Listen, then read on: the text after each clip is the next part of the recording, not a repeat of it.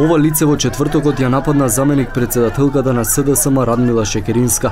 Тој беше меѓу првите во толпата која минатиот четврток влезе во собранието и ги нападна пратениците од мнозинството.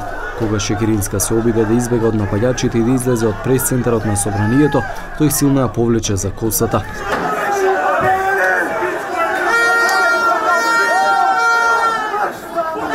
Според наши полициски извори, ова лице е под истрага и издаден налог за негово приведување. Сепак 5 дена по немилите настани во законодавниот дом, тој слободно се прошета пред собранието и тоа пред очите на полицијата. Нашата екипа успеа да го сними. Тој вели дека не се чувствува виновен, напротив тврди дека се обидел да ја одбрани Шекеринска, иако снимките зборуваат сосема нешто спротивно.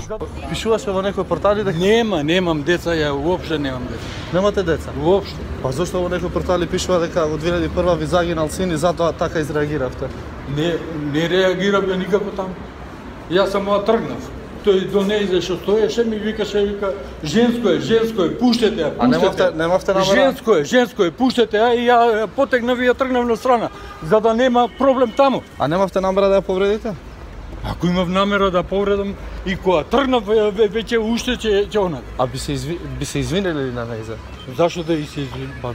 Затоа што ја тргнав од таму од гужва. Радмила Шекеринска се уште носи ортопедско помагало на вратот. Таа вели дека повредите ги добила во намерен напад, а не како што тврди лицето во обид да биде заштитена. Шекеринска порачува дека сторителите нема да избегнат казната. Но уште пострашно е ова што вие ми го кажавте, дека тврди дека ми помагал. Значи тоа навистина се граничи со здрав разум. Прво сакаат да ве тепаат, по можност да ве утепаат, а на крај денеска сите се представуваат, мене практично тројца до сега велат дека ме спасувале. Многу е чудно како тројца ве спасувале во истата просторија, а на крај сте излегле со сериозен удар врз глава, удари по целото тело и сериозни проблеми со вратот.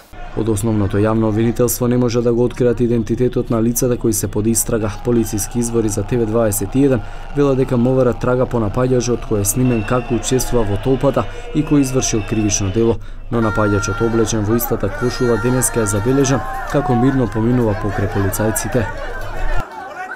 Веќе уште ќе онак. А би се извинели на нејзе? Зашто да и се извинам? Затоа што ја тргнав од таму од гужва.